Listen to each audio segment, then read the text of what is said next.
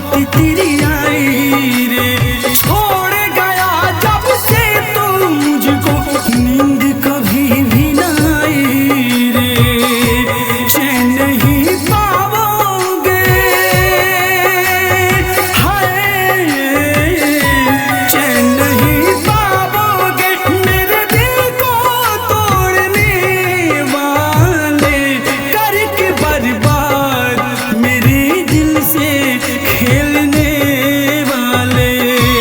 करके बर्बाद मेरे दिल से खेलने वाले।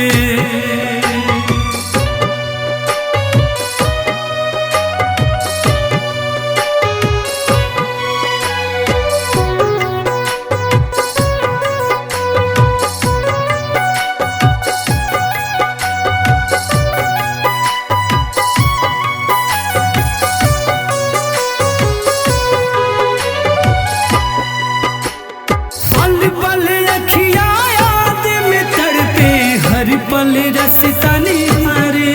रे, घुट घुट के मैं मर ना जाऊं, तेरे बिन दिल नहीं लागे रे। पल पल अखियाँ याद में तड़पे, हर पल रास्ता